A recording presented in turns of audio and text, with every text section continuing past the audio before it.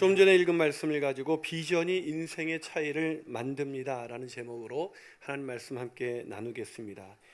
하루는 한 남자가 자신의 어린 딸을 데리고 동네에 있는 공원에 놀러 나갔습니다. 그런데 공원이 너무나 더럽고 위험해 보이기까지 했습니다.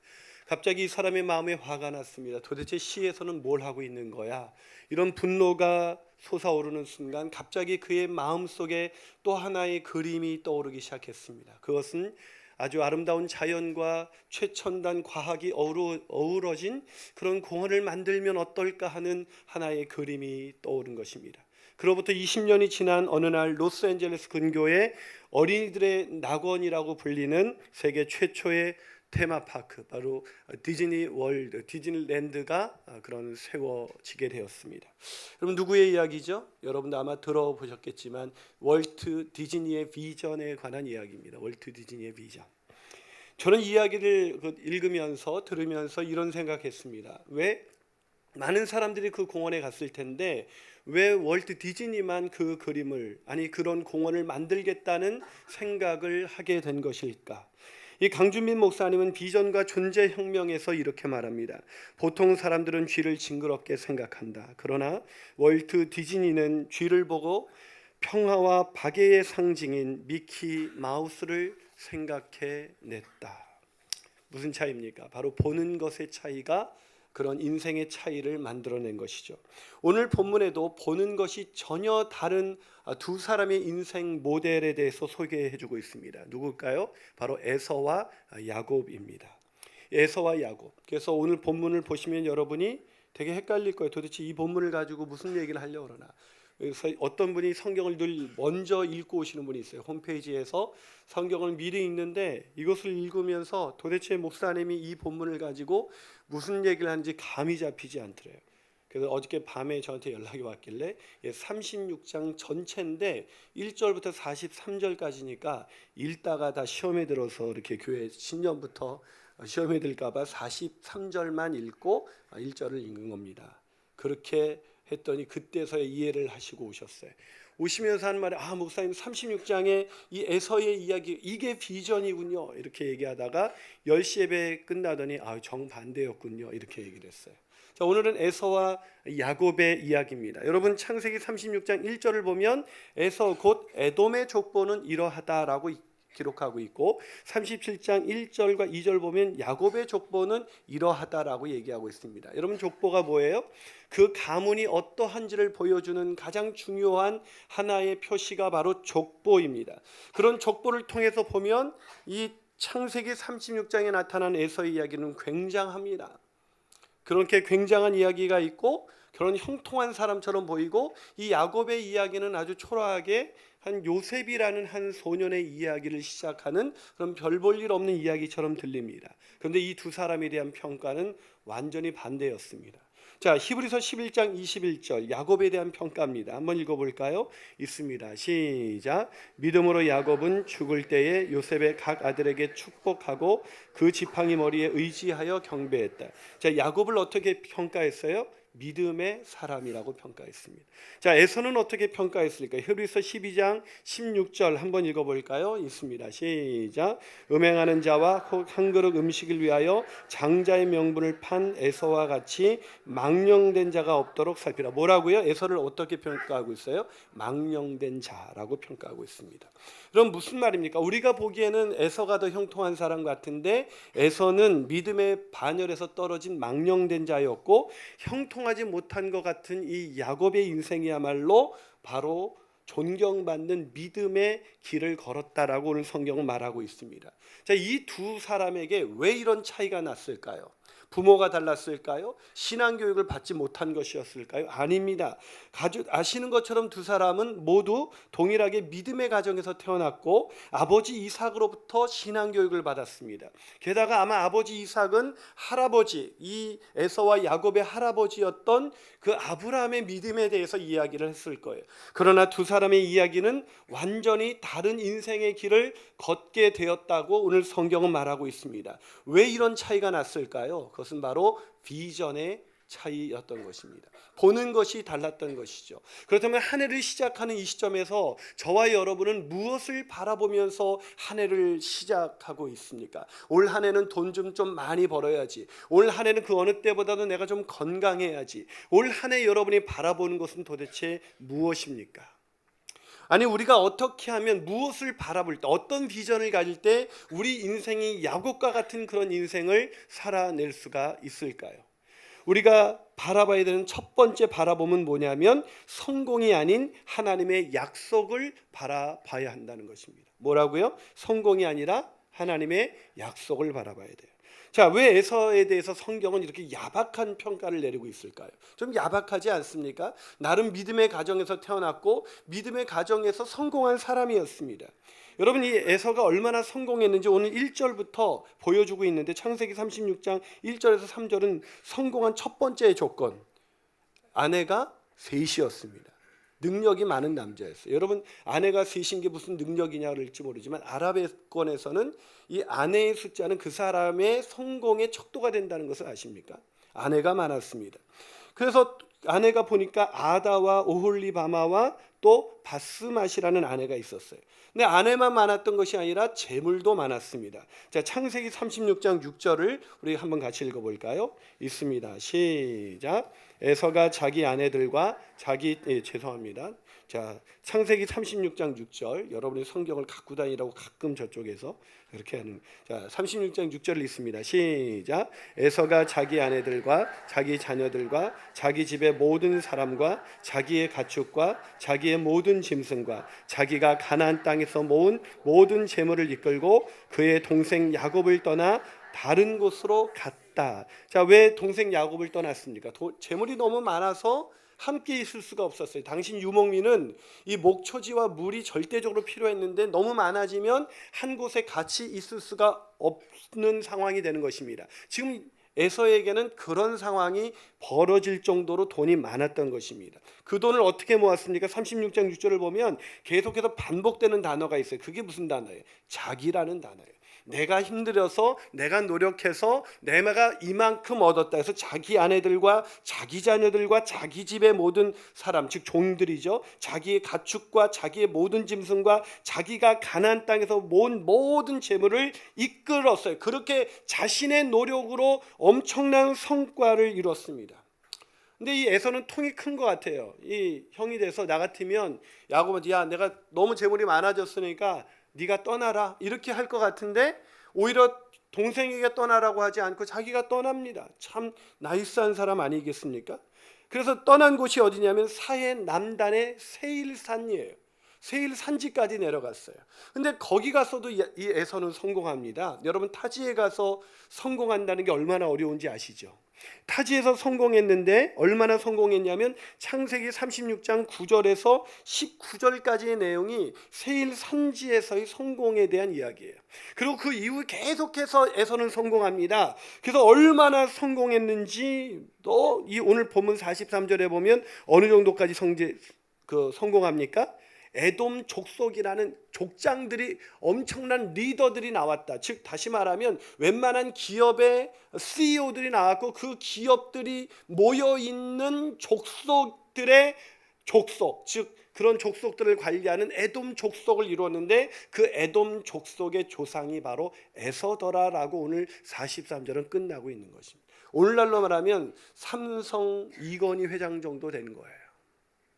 성공한 거 아니에요? 여러분, 왜 이렇게 빨리 성공했을까? 야곱은 그렇지 않아요. 야곱은 그 뒷부분에 보면 아버지가 거류하던 땅에 거주하고 있습니다. 아버지가 겨우 거류하다는 단어는 나그네로 살다라는 뜻입니다. 나그네로 사는, 어떤 월세 사는 걸지도 모르겠어요. 그렇게 사는 땅에서 겨우 한 컷 마련해서 그냥 살고 있는 그런 초라한 행색을 보이고 있습니다. 창세기 36장과 37장 1절 2절의 사이에 속에는 엄청난 비교가 있는데 우리가 볼 때 누가 더 부러운 인생을 살고 있습니까? 에서예요, 야곱이에요? 에서입니다. 여러분, 야곱이 부러우세요? 평생 거류하고 막 새 걱정하면서 그렇게 살길 원하십니까? 너무 부럽지 않아요? 아이들한테 물어봅니다. 애들한테 그 부자와 나사로 이 비유 아시죠? 부자는 잘 살았지만 어떻게 됐습니까? 천국에 가지 못했고 나사로는 거린이었지만 천국에 가게 되죠. 여러분 어떻게 사는 게 축복일까 했더니 하나님과 손을 들더니 이 땅에서는 부자로 살고 천국에서는 나사로로 살고 싶어요 이러더라고요. 얼마나 영악한지 모르겠어요. 근데 그것이 우리의 마음이 아닐까요? 우리가 이 땅에선 좀 애서같이 뭔가 엄청난 업적을 이루고 많은 재물과 많은 그런 파워를 가진 그런 권력을 가진 어떤 힘 있는 사람이 되길 원하지 않습니까? 그래서 승진이 되면 기쁜 거고, 그래서 매출이 좋으면 기쁜 거고, 아이들이 좋은 대학에 가면 기쁜 이유가 그 아이들이 정말 하나님의 사람으로 믿음으로 살아가기 때문이 아니라 우리의 마음 가운데 에서와 같은 그런 성공을 이루게 되었다는 그런 마음의 만족감 때문이 아닐까요? 왜 이렇게 에서가 빨리 성공하는 것일까? 이에 대해 델리치라는 사람은 새로운 창세기 주석에서 이렇게 말합니다. 일반적으로 세속적인 위대함은 영적인 위대함보다 훨씬 더 급속하게 성장한다. 여러분 그거 아세요? 영적인 위대함이, 세속적인 이 위대함이 훨씬 더 빨리 자란다는 거예요. 여러분 가만히 생각해 보세요. 지난 몇십 년간 여러분 신앙생활을 해왔다면 영적인 변화가 얼마나 일어났습니까? 영적인 변화가 놀랍게 일어났습니까? 어쩌면 우리가 시간이 지나가도 왜 내 인생은 이렇게 잘 안 변하지, 내 영적인 변화는? 그런 갈등과 고민이 없어요? 요즘 많이들 어렵다고 하지만 우리가 사는 형편은 우리가 어린 시절로 돌아가 보면 우리 어린 시절 요즘 그 응팔이 아주 유행하지 않습니까? 그때 보면 우리가 정말 저렇게 살았구나. 그런데 그때에 비하면 우리가 얼마나 더 많은 것들을 누리고 있습니까? 여러분 세속적인 위대함, 세속적인 것이 훨씬 더 빨리 위대해질 수 있습니다. 그러나 영적인 변화는 더디다는 것을 아세요? 아이들이 좋은 성적 세상에서 거두는 건 어려운 일이 아니에요. 물론 제 딸 같은 경우는 굉장히 어려운 일이기도 하지만 그게 어려운 일이 아닌 것 같아요. 하지만 영적인 변화는 정말 어려운 일이에요.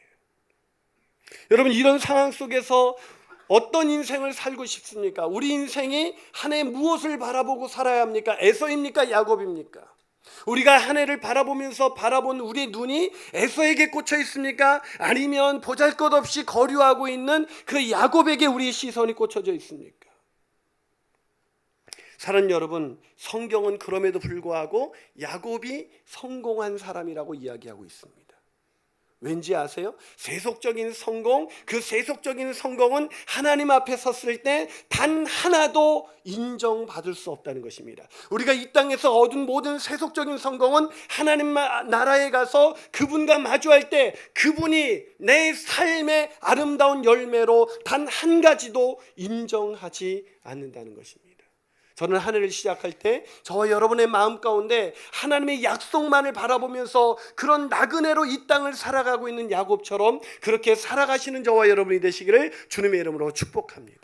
한 발 더 나가서 우리는 무엇을 바라보면서 한 해를, 아니 평생을 살아야만 하는 것일까요? 그 두 번째 우리가 바라봐야 될 것은 육적인 것이 아닌 영적인 것을 바라봐야 합니다. 영적인 것. 여러분 에서와 야곱의 인생은 언제부터 이렇게 다른 길을 걷게 됐을까요? 그건 어릴 적, 아니 어쩌면 엄마 뱃속에서부터였을지도 모르겠습니다. 오늘 창세기 25장 27절 28절을 보면 이런 얘기가 있습니다. 자, 창세기 25장 27절 28절 읽어볼까요? 있습니다. 시작. 그 아이들이 장성함에 에서는 익숙한 사냥꾼이었으므로 들사람이 되고 야곱은 조용한 사람이었으므로 장막에 거주하니 이삭은 에서가, 계속 읽습니다. 시작. 이삭은 에서가 사냥한 고기를 좋아하므로 그를 사랑하고 리브가는 야곱을 사랑했다. 자, 이삭은 누굴 사랑했어요? 에서를. 리브가는요? 야곱을 사랑했어요. 왜요? 이 이삭은 그 뜻의 이름의 뜻이 뭐냐면 입에 고기를 문 사람이란 뜻이에요. 먹는 걸 되게 좋아하는 거죠. 세상 것을 즐기는 사람입니다. 세상께 자신의 인생의 세상에서 먹고 사는 것이 중요한 가치가 되어버렸어요. 어쩌면 에서가 그런 믿음에서 벗어나게 된 이유는 뭐냐면 어쩌면 아버지 이삭이 고기를 너무나 좋아하는 거예요. 그래서 이삭은 에서를 사랑했는데 야곱은 조용하게 어디에 있었습니까? 장막에 거해서, 장막, 하나님의 임재가 있는 그 장막에서 늘 하나님의 말씀, 하나님의 사람으로 사는 것에 대해서 소원을 두고 있었을지 몰라요. 그래서 리브가는 야곱을 사랑했습니다. 여러분은 여러분의 자녀를 사랑할 때 무엇 때문에 사랑하시나요? 여러분의 자녀의 어떤 면이 좋으세요? 여러분의 자녀의 학교 성적이 좋으십니까? 아니면 그 아이가 하나님의 사람으로 살아가고자 하는 그런 몸부림을 볼 때 여러분의 마음이 뿌듯하세요? 질문을 바꿔볼까요? 애들이 막 쉬지 않고 막 영어 단어를 외우고 막 수학 공식을 외울 때 마음이 기쁘세요? 아니면 아침에 큐티하는 그런 모습을 바라볼 때 여러분의 마음이 흡족하십니까? 여러분, 에서와 야곱이 그렇게 장성했습니다. 그리고 어릴 적 모습 그대로 에서는 들사람이 됐고 야곱은 장막에 거하는 사람이 됐습니다. 여러분, 이런 사람들이 이렇게 사는 것이 아무것도 아닌 것 같지만 이렇게 이 영적인 것에 가치를 뒀던 야곱과 이 육적인 것에 가치를 뒀던 이 에서의 이야기 속에 어느 날 사건이 터집니다. 그 사건이 뭐냐면 바로 그 유명한 팥죽 사건이에요. 자, 이 팥죽 사건을 한번 같이 읽어볼까요? 창세기 25장 29절에서 31절입니다. 자, 읽습니다. 시작. 야곱이 죽을 쏘았더니 에서가 들에서 돌아와서 심히 피곤하여 야곱에게 이르되 내가 피곤하니 그 붉은 것을 내가 먹게 하라 한지라. 그러므로 에서의 별명은 에돔이더라. 야곱이 이르되 형의 장자의 명분을 오늘 내게 팔라. 뭘 팔라고요? 장자권. 여러분, 이게 말이 되는 얘기입니까? 여러분, 이게 어느 정도의 이야기냐면 내가 여러분에게 여러분 자식을 나한테 파십시오 라고 하는 것과 비교할 때 좋기 약한 표현이 아닙니다. 팔 수 없는 걸 지금 팔라고 야곱이 말하고 있는 거예요. 그럼 에서가 그런 하나님의 말씀을 사랑하는 사람이었으면 말도 안 되는 소리 말라고 얘기했어야 돼요. 근데 에서가 어떻게 하는지 아십니까? 그걸 팔라고 말해요. 자, 에서가 어떻게 했는지 한번 같이 읽어봅니다. 25장 32절에서 33절입니다. 시작. 에서가 이르되 내가 죽게 되었으니 이 장자의 명분이 내게 무엇이 유익하리요? 야곱이 이르되 오늘 내게 맹세하라. 에서가 맹세하고 그 장자의 명분을 야곱에게 팔았다. 여러분, 여기서 중요한 단어가 있어요. 내가 지금 에서가 죽게 되었다는 거예요. 여러분, 지금 에서가 죽게 되었습니까? 아니면 그냥 좀 이렇게 허기진 상태입니까? 허기진 상태예요. 그런데 뭐라고 표현하고 있어요? 죽게 되었다고 표현합니다. 여러분, 똑같지 않습니까? 여러분, 우리가 오늘날 많은 사람들한테 듣는 얘기가 뭐냐면 요즘 정말 죽겠다는 표현을 제일 많이 합니다.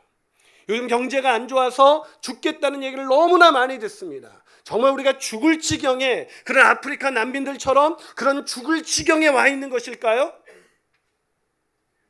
그런데도 우리는 죽겠다라고 표현한다. 왜 죽겠다는 표현을 하는지 아십니까? 그것이 에서의 가치였기 때문입니다. 먹고 마시는 것이 에서의 가치였기 때문에 먹을 것이 자기가 원하는 만큼 채워지지 않을 때 그런 죽을 지경처럼 마음에 만족감이 없는 거예요. 그것이 바로 에서의 마음이었어요. 그것이 더 중요했습니다. 장자의 명분보다 내가 어떻게 먹고 마시고 사느냐, 이것이 나에게 훨씬 더 중요한 일이었기 때문에 에서는 말합니다. 내가 죽게 되었으니 장자의 명분이 나에게 무슨 소용이 있겠는가?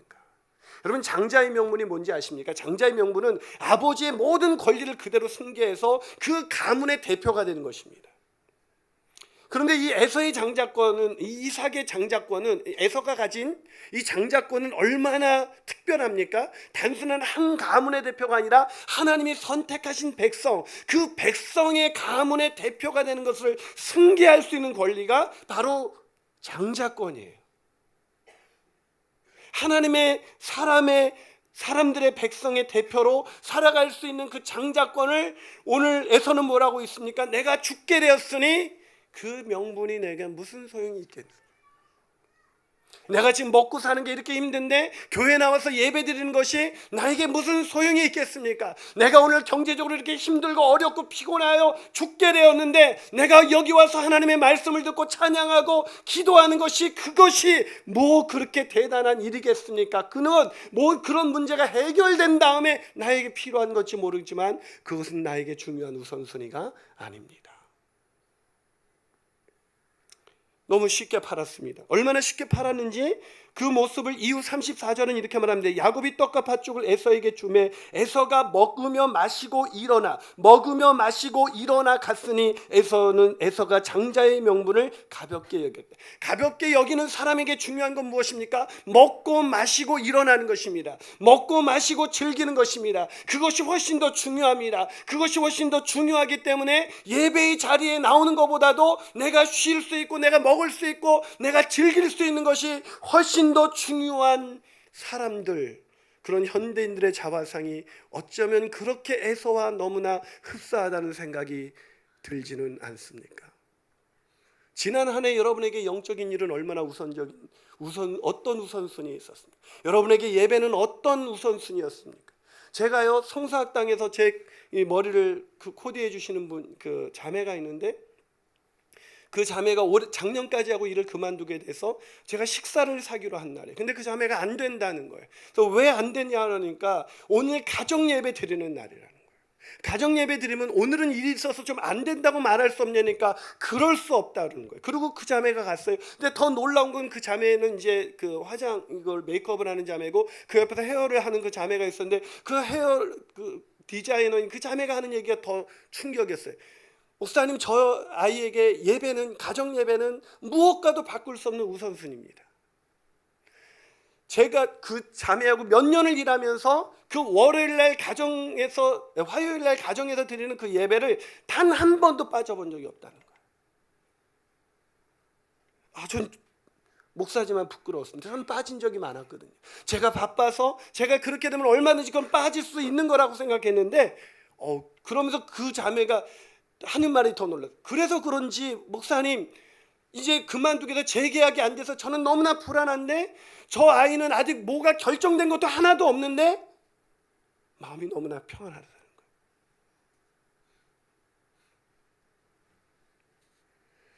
내 이름은 야곱입니다라는 책에서 전기 작가인 알렉산더 화이트가 말합니다.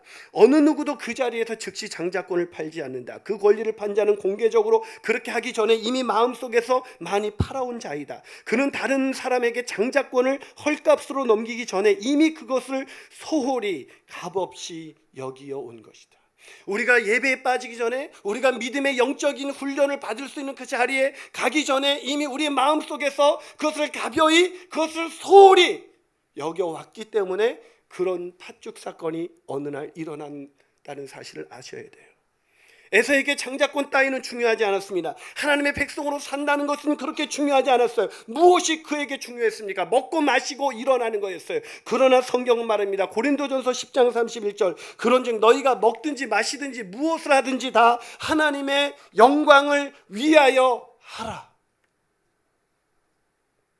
먹고 마시는 게 중요한 일이 아닙니다. 우리가 그렇게 노력하지 않아도 하나님은 우리 굶겨주기지 않으십니다. 우리가 먹고 살 수 있습니다. 그 모든 것이 하나님의 은혜입니다. 내가 노력해서 내가 얻은 그 재물을 가지고 떠나갔냐에서는 내가 이만큼 해서 이런 기업의 총수가 됐다고 생각하겠지만, 하나님은 말씀하십니다.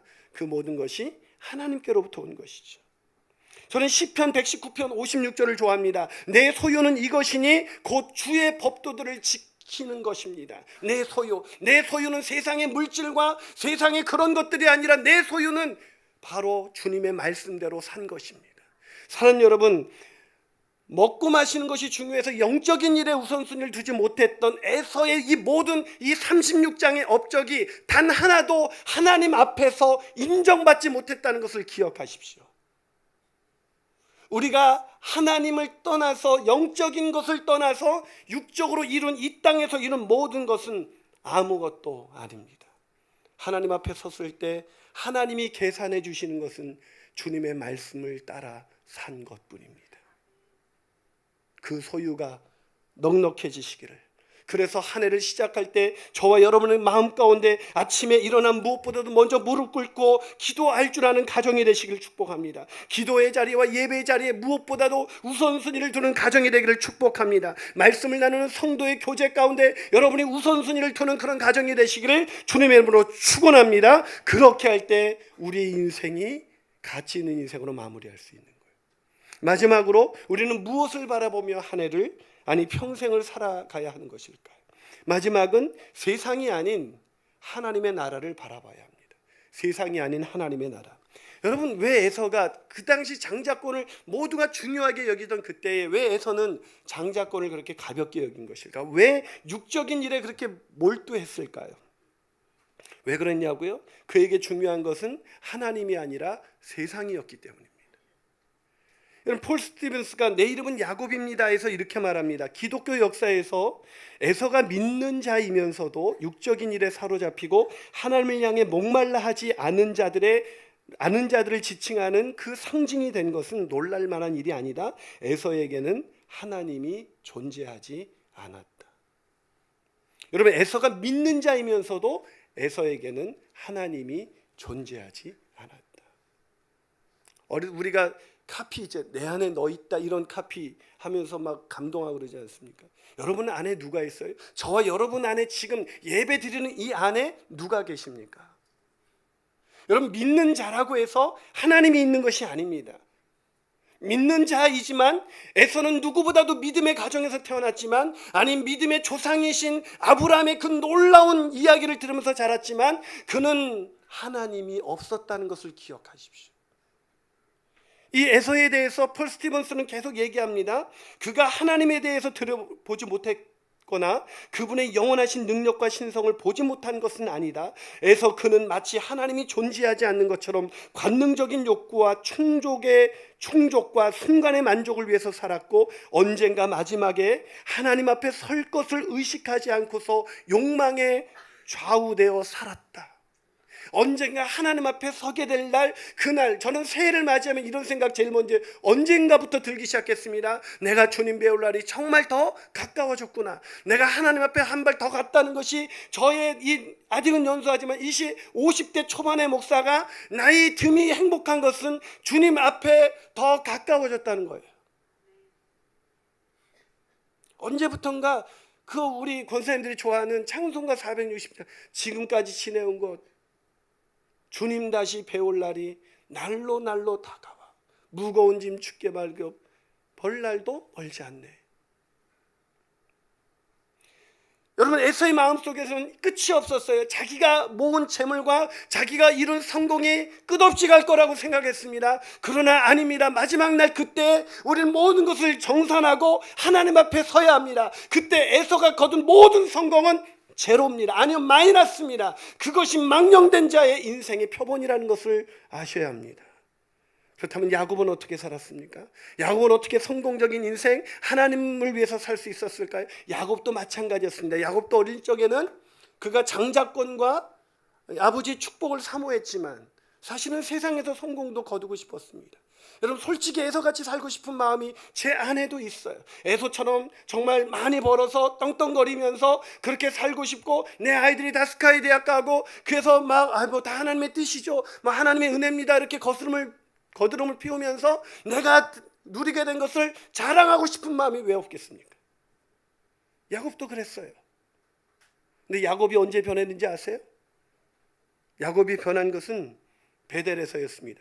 창세기에서 야곱이 변했던 것은 언제였냐면, 오늘 본문 창세기 34장 30절이 이 핵심적인 변화입니다. 한번 읽어볼까요? 있습니다. 시작. 야곱이 시므온과 레이에게 이르되 너희가 내게 화를 끼쳐 나로 하여금 이 땅의 주민 곧 가나안 족속과 브리스 족속에게 악취를 내게 하였도다. 나는 수가 적은즉 그들이 모여 나를 치고 나를 죽이리니 그러면 나와 내 집이, 그 다음 보여주세요. 멸망하리라. 나와 내 집이 뭐라고요? 멸망하리라. 야곱이 언제 바뀌었어요? 멸망당하게 되었을 때, 망하게 되었을 때 사람은 바뀐다는 것을 아세요? 우리가 왜 변화되지 않습니까? 왜 우리가 여전히 에서처럼 살고 있습니까? 아직도 살만한 거예요. 여러분, 야곱이요, 장자권과 축복권만 얻으면 다 되는 줄 알았어요. 근데 그 일로 인해서 형에게 쫓겼습니다. 쫓겨서 어디까지 도망갔는지도 모른 채 막 도망갔어요. 그러다 지쳐서 쓰러졌어요. 돌베개 하나 베고 잤습니다. 그 돌베개 하나 베고 잤을 때 하나님이 나타나셔서 그에게 말씀하셨어요. 나는 내 하나님이다. 내가 너를 축복한다라고 말씀하셨습니다. 그때 야곱이 깨어나서 그 돌을 베고 잔 돌을 가지고 세우고, 기둥으로 세우고, 그것을 베델이라고 불렀습니다. 하나님의 집이라는 뜻이에요. 그런데 야곱은 하나님이 부르신 그 소명을 잃어버리고 또 삼촌 라반 집에 가서 어떻게 하든 소유를 불렸습니다. 그 엄청난 소유를 불리고 이제 고향으로 다시 돌아올 때가 됐습니다. 그때 에서를 달래고 싶은 마음이 있었어요. 자기가 지금까지도 잘못된 길을 살고 있다는 걸 그때까지도 야곱은 몰랐습니다. 야곱은 어떻게 살아야 되는지 영적인 것에 우선순위를 두지 않고, 야곱도 마찬가지였어요. 자기가 모든 소유와 물질을 가지고 돌아오면서 에서만 잘 넘어가면, 에서의 복수만 피하면 내가 다시 고향으로 돌아가서 내가 거둔 이 성공을 내가 끝까지 유지할 수 있을 텐데, 그 마음으로 돌아오면서 에서를 달랬어요. 물질을 먼저 줘서 잘 넘어갔습니다. 그리고 나서 에서가 떠나갔어요. 그때 에서가 떠나갔을 때 야곱은 베델로 올라갔었어야 돼. 하나님을 만난 그곳으로 갔어야 되는데 야곱은 어떻게 했습니까? 베델로 올라가지 않고 세겜으로 갔습니다. 그 세겜은 살만한 곳이었어요. 너무나 넉넉했습니다. 너무나 좋았어요. 근데 그때 사건이 터졌죠. 사랑하는 딸 디나가 강간을 당했습니다. 그래서 자신의 아들들이 복수를 한 거예요. 그 누구를 향해서 복수했습니까? 가나안 땅의 원주민을 향해서 복수한 거예요. 가나안 땅의 주인이 누굽니까? 가나안 족속이에요. 그 원주민에게 복수를 한 거예요. 그 원주민들이 이제 나를 쳐들어오면 나는 수가 적은즉 나와 내 집이 멸망하리라. 죽게 되었을 때, 인생 끝나게 됐을 때, 그때 하나님이 보이는 법입니다. 그 전에 보이는 하나님은 여러분이 만들어낸 하나님, 내가 생각하는 하나님일 수가 있어요. 진짜 하나님은요, 우리가 망가졌을 때, 우리 심령이 가난했을 때, 우리가 더 이상 할 것이 아무것도 없을 때, 그때 나를 찾아오셔서 베델로 다시 올라가라고 하나님이 말씀하신다는 걸 아세요? 하나님이 다시 나타나셨습니다. 창세기 35장 1절입니다. 같이 읽어볼까요? 있습니다. 시작. 하나님이 야곱에게 이르시되 일어나 베델로 올라가서 거기 거주하며 내가 내 형 에서의 낯을 피하여 도망하던 때에 내게 나타났던 하나님께 거기서 제단을 쌓아라. 거기서 예배해라. 거기서 무엇보다도 예배, 영적인 일에 우선했던, 너 20년 동안 라반의 집에서 살면서 예배를 멸시하고 그저 돈벌이에 급급했던 에서와 같이 세상의 축복을 누리고자 했던 그 모든 것을 번져버리고 너는 베델로 올라가. 베델은 하나님의 집이라는 뜻이에요. 하나님의 집에서 너는 나만 바라보고 내 나라를 위해서 살아야 된다. 다시 말씀하신 것입니다. 여러분, 그때 야곱의 마음이 어땠을까요? 죽게 되었을 때 내가 왜 죽게 되었는지, 그것은 바로 가나안 아들들이 복수를 했기 때문이 아니라 그것은 자신을 향한 그 고난이, 그 처절한 고난이 자기를 향한 하나님의 부르심이었다는 것을 깨닫게 된 거죠. 그래서 가족들에게 우상을 다 제거하게 만듭니다. 이 땅에서 우리가 믿고 의지했던 모든 우상들을 제거하게 만들고, 창세기 35장 3절에서 이렇게 말합니다. 한번 같이 읽어볼까요? 있습니다. 시작. 우리가 일어나 베델로 올라가자. 내 환난 날에 내게 응답하시며 내가 가는 길에서 나와 함께 하신 하나님께 내가 거기서 제단을 쌓으려 하노라. 뭐라고요? 일어나 베델로 함께 올라가자. 이제 내가 여러분을 잘못 인도했습니다. 여러분, 이것이 세상의 축복이 아닙니다. 일어나 베델로 올라갑시다. 거기서 나와 영원토록 함께 하신 하나님, 내가 하나님을 버리고 하나님의 나라를 외면하고 세상을 위해서 살아갔던 나와 여전히 함께 하신 그 하나님, 그 하나님께 내가 제단을 쌓을 것입니다. 그 하나님을 위하여 내 인생을 드릴 것입니다. 그 하나님의 나라를 위하여 내 인생을 드릴 것입니다 라고 말하고 있는 거예요. 그러자 하나님이 어떻게 하셨습니까? 오늘 축복하십니다. 창세기 35장 11절 12절입니다. 하나님의 말씀입니다. 시작. 하나님이 그에게 이르시되 나는 전능한 하나님이라. 생육하고 번성하라. 한 백성과 백성들의 총회가 내게서 나오고 왕들이 내 허리에서 나오리라. 내가 아브람과 이삭에게 준 땅을 내게 주고 내가 내 후손에게도 그 땅을 주리라. 뭐라고요? 하나님이 주신 이 축복의 말씀이 누구에게 주셨던 축복의 말씀인지 아세요? 아담과 하와, 인류 최초의 인간에게 주셨던 생육하고 번성하라는 그 놀라우신 축복을 주시면서 내가 네 땅을 너에게 반드시 주고 네 자손에게 줄 것이라고 약속하신 아브라함에게 주신 모든 약속의 축복을 다 부어주십니다. 근데 그 약속이 오늘 창세기 37장 1절에서 2절까지 올 때까지 이루어진 거라고는, 아버지가 거류하던 땅, 아버지가 나그네로 살던 땅, 그 땅에서 겨우 땅 한 칸 마련하고 거기서 빌부터 사는 그런 인생으로 오늘을 살고 있습니다. 그 오늘을 어떻게 버틸 수 있었을까요? 에서가 이미 엄청난 에돔 족속을 이뤄서 거기서 왕들이 나오고 족장들이 나와서 엄청난 기업을 이룬, 그래서 내가 감히 넘볼 수 없는, 세상 모든 사람들이 부러워하는 그런 선망의 대상이 된 그 형 에서를 바라보면서 장자권을 가졌지만 너무나 초라하게 오늘 나그네 인생을 살아가고 있는 그 자신의 모습을 어떻게 바라봤을까요? 어떻게 바라봤냐고요? 창세기 37장 2절에서 야곱은 믿음으로 자신의 인생을 바라봤습니다. 자기가 오늘 그렇게 살고 있는 것이 하나님의 나라를 확장하는 가장 위대한 길이라는 것을 그는 정확히 알고 있었던 것입니다. 그래서 창세기 에서의 족보의 이야기는 창세기 36장 한 장에서 끝나지만 이 야곱의 족보 이야기는 창세기 37장 1절에서 창세기 50장까지 그 수많은 시간을 할애해서 그 믿음으로 산 야곱, 그런 영적인 것에 하나님의 나라의 우선순위를 두고 하나님의 약속만 바라보고 살아간 야곱의 이야기가, 족보의 이야기가 요셉을 통해서 들려지는 거예요. 사랑하는 여러분, 하늘을 시작하는 이 시점에서 저와 여러분은 지금 무엇을 바라보고 있습니까?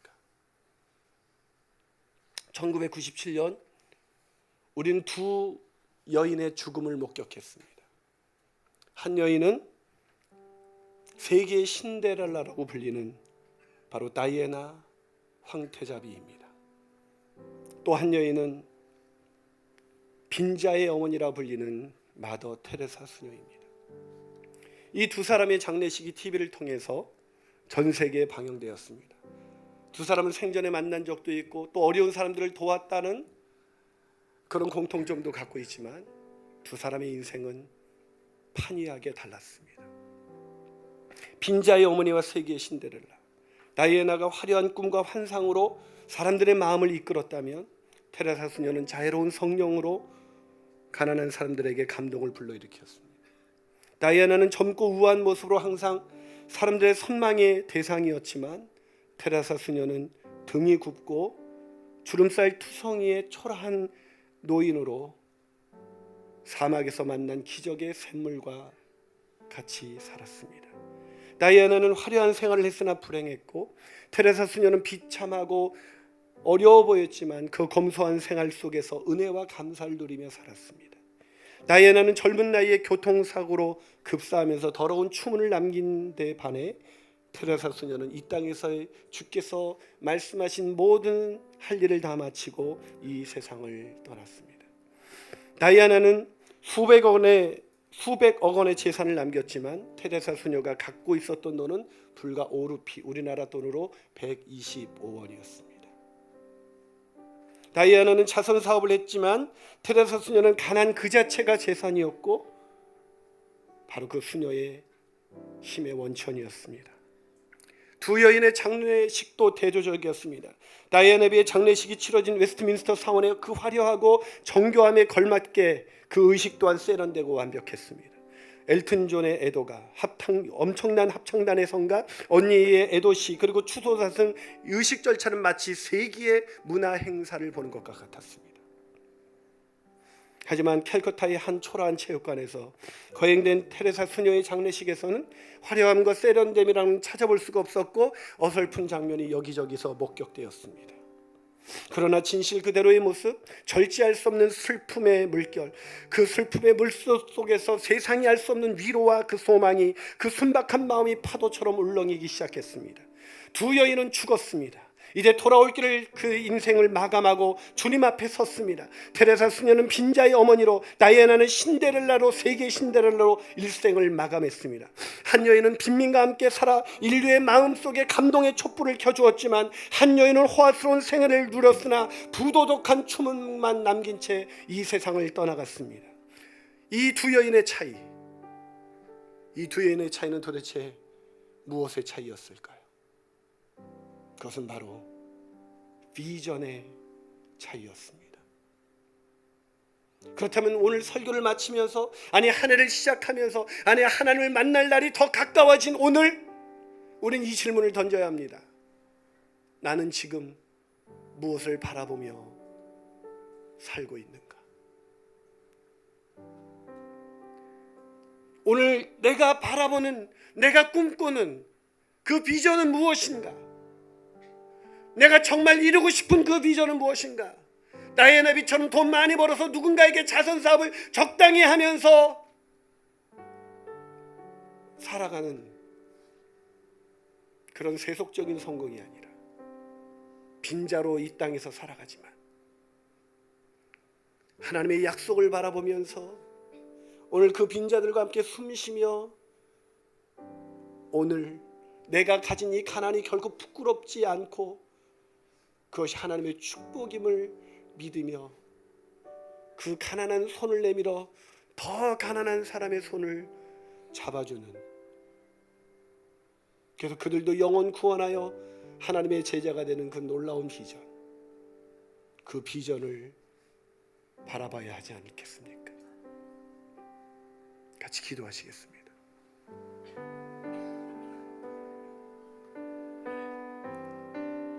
사랑하는 여러분, 저와 여러분은 오늘 무엇을 바라보며 2016년 이 첫 해를 보내고 있습니까? 지난 한 해 돈 좀 만지셨습니까? 지난 한 해 여러분의 자녀들이 원하는 대학에 들어가셨습니까? 지난 한 해 여러분이 그토록 바라던 승진이 이루어지셨습니까? 그러나 그 모든 것들은 하나님 앞에서 계산되지 않습니다. 하나님 앞에서 계산되는 것, 그것은 하나님의 말씀을 따라 하나님의 약속을 믿고 오늘 그 자리, 그 사명의 자리에서 그 가난을 견뎌내고 그 비참함을 견뎌내는 것, 그것이 하나님 앞에서 계산될 뿐입니다. 그러게 우리가 그리스도인으로 성공한 것은 남이 부러워할 만한 어떤 위치에 올라가는 것이 아니라 오늘 그 하나님의 약속 때문에 방 한 칸 없는 그 새방에 살면서 하나님의 말씀을 지키는 것입니다. 거기서 예배하고 거기서 하나님을 경배하고 거기서 기도하고 거기서 주님을 노래하는 것, 그 비전을 위해서 남은 인생을 살아내야 하지 않겠습니까? 그 비전을 바라보면서 우리 이 찬양 불렀으면 좋겠습니다. 내 눈 주님의 영광을 바라봅니다.